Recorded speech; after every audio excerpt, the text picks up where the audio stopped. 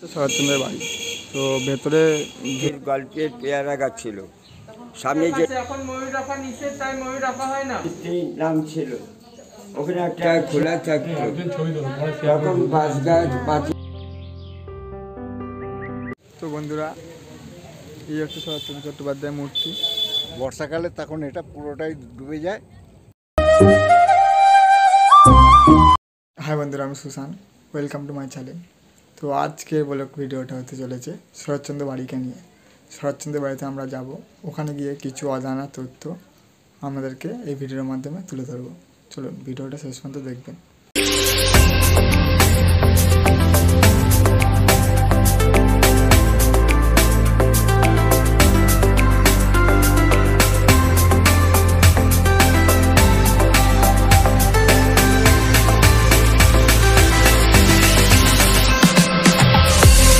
শরৎচন্দ্রের বাড়ি তো ভেতরে ঢুকে দেখা যাক কী কী আছে আর এর ইতিহাস আমরা জানবো।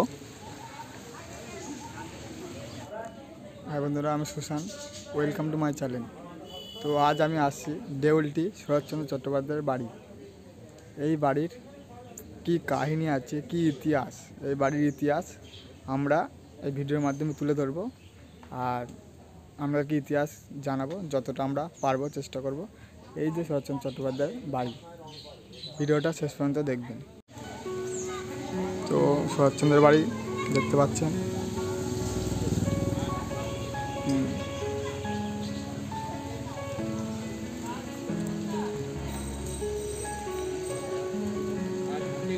এই হচ্ছে শরৎচন্দ্র চট্টোপাধ্যায়ের মূর্তি। তো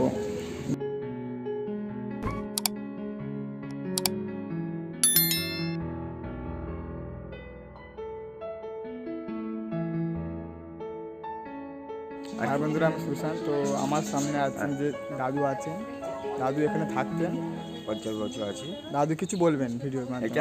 এটা দেখছো, এটা রামের সুমতির গল্পের পেয়ারা গাছ ছিল।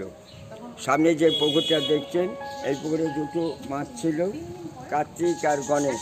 সোনার লোলক পড়া ছিল এই সামনের পুকুরটা। হ্যাঁ, এটা ময়ূর পুষতেন, এটা ময়ূরের ঘর।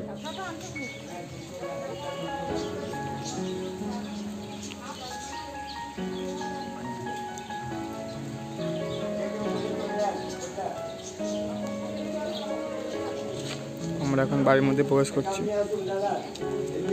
শান্তি দেবীর স্ত্রী নাম ছিল, ওখানে একটা ছেলেও হয়। ছেলে স্ত্রী একই সময়ে প্লিক রোগে মারা যান। আচ্ছা, ওনার জন্ম কি এখানেই নাকি এই বাড়িতে? দেবানন্দপুর, হুগলি, ব্যাঙ্গালোর থেকে না।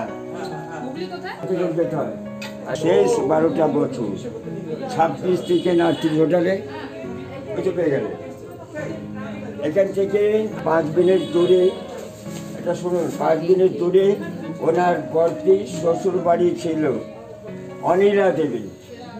অনিলা দেবী, সদবাবুর ছদ্ম নাম কি? অনিল। তখন নদীটা দেখে জায়গাটা ভালো লেগে যায়।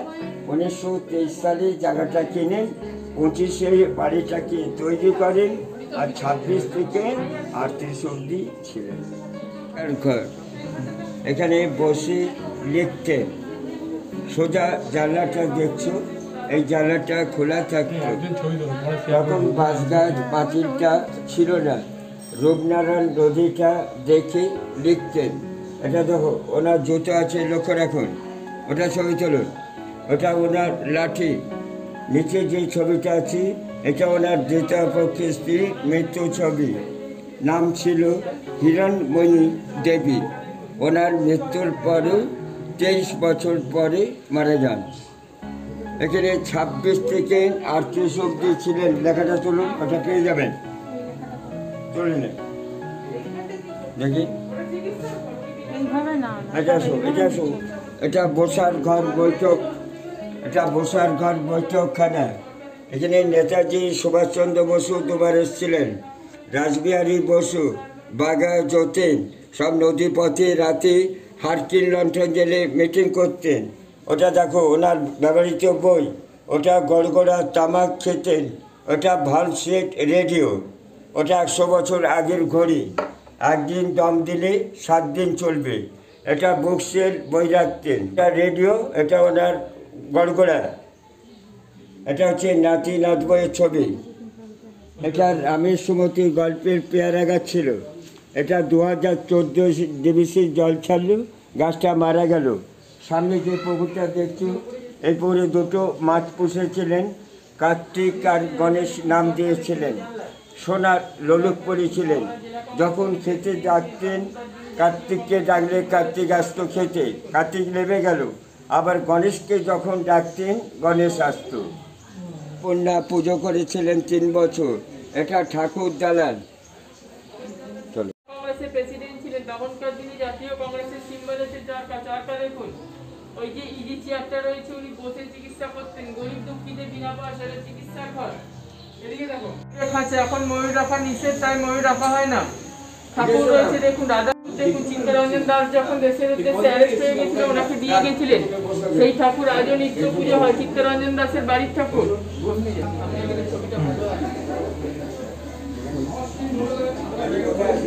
তো বন্ধুরা আমরা এখন শরৎচন্দ্রের বাড়ি প্রবেশ করেছি। তো ওইটা শোবার ঘর, আমাদেরকে দেখানোর চেষ্টা করবো শোবার ঘরটা কোথায়। এই যে বিছানাটা দেখছেন এটা হচ্ছে শোবার ঘর। তো শরৎচন্দ্র এখানে শুয়ে থাকতেন।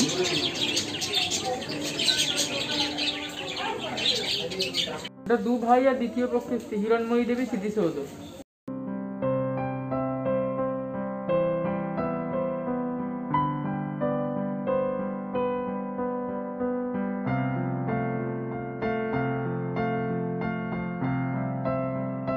এইটা হলো রূপনারায়ণ নদী।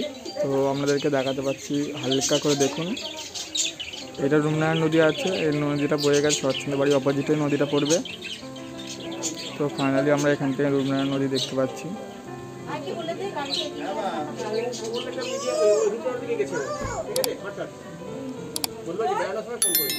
শরৎচন্দ্র বাড়ি এটা। তো আমাদেরকে দেখানোর চেষ্টা করবো আমরা, তো আর কী কী আমাদেরকে দেখাতে পারি অজানা তথ্য। তো ভিডিওটা শেষ পর্যন্ত দেখবেন।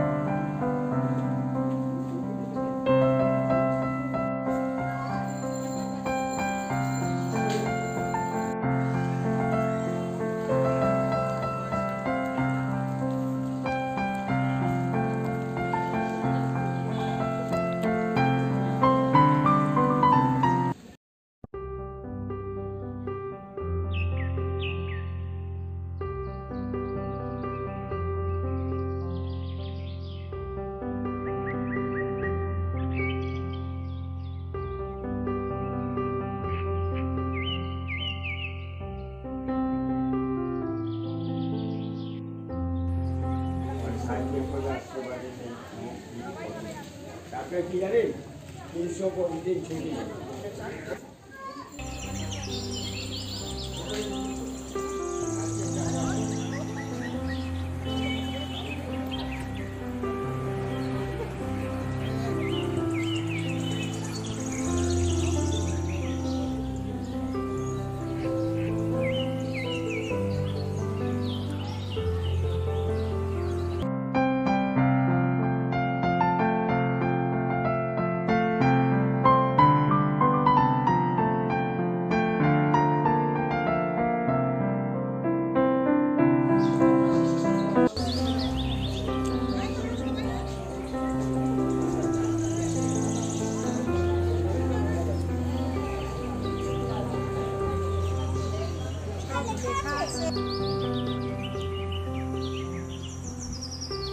তোমাদের সামনে আমরা অজানা তথ্য তুলে ধরলাম শরৎচন্দ্র চট্টোপাধ্যায়ের ইতিহাস। তো শরৎচন্দ্র চট্টোপাধ্যায় এখানে এই বাড়িতে থাকতেন। তো তো এখানে ওনার আসল বাড়ি না, ওনার আসল বাড়ি হচ্ছে হুগলি জেলা। তো আমরা যতটা ইতিহাস জানতে পেরেছি, এই যে শরৎচন্দ্রের বাড়ির এবারে তোমাদেরকে নিয়ে যাব রূপনারায়ণ নদী। শরৎচন্দ্রের বাড়ির পেছনে রূপনারায়ণ নদ আছে। তো আমরা এখন যাব রূপনারায়ণ নদীর তীরে। ভিডিওটা শেষ পর্যন্ত দেখবে। বন্ধুরা, এই রাস্তাটা ধরে আমরা এখন রূপনারায়ণ নদীর তীরে যাব। এই রাস্তাটা, তো রূপনারায়ণ নদীর তীরে যাওয়া যাক।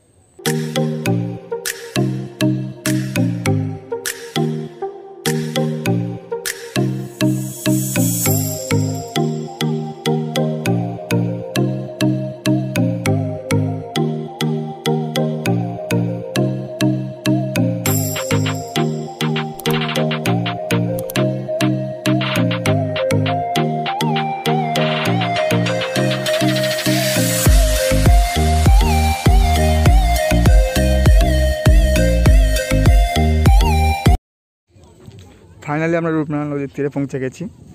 তো দেখা যাচ্ছে রূপনারায়ণ নদী, ওই পারে কোলাঘাট, আর এই পারে হচ্ছে দেউলটি। তো আমরা এখন নদীর কাছে যাব, চলুন।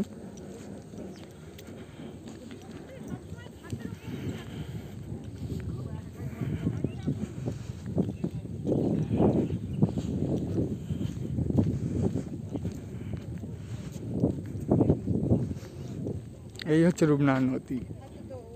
দেখুন রূপনারায়ণ নদীটা কত বড়, কত চওড়া। এপার থেকে ওপার থেকে ডাক দিয়ে যায় রূপ কথা, চুপ কথা। ফাগুন দিনের দমকা হাওয়া কুড়িয়ে আনে রূপ কথা, চুপ কথা। এপার থেকে ওপার থেকে ডাক দিয়ে যায় রূপ কথা, চুপ কথা।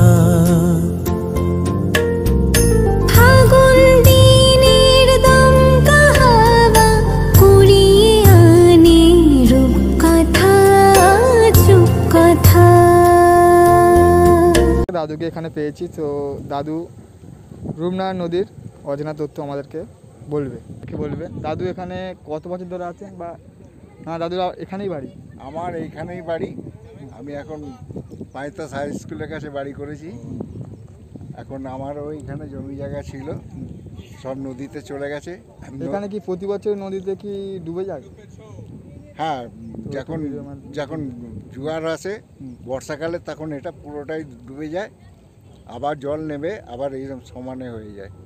হ্যাঁ, আবার বন্যার সময় তো ডুবেই থাকে, যতদিন বন্যা থাকে আর কি। তো মোটামুটি বন্যাতে জলটা খালি হয়ে যায় আমাদের এখানে। আর নদীর কখনো ওই পাড়টা উঁচু হয়ে যাচ্ছে, চড় হয়ে যাচ্ছে, আবার কখনো এই পাড়টা ভেঙে চলে আসছে, কখনো এই পাড়টা আবার ওদিকে চলে যাচ্ছে। এইভাবেই আমাদের রূপনারায়ণ নদী এর নাম।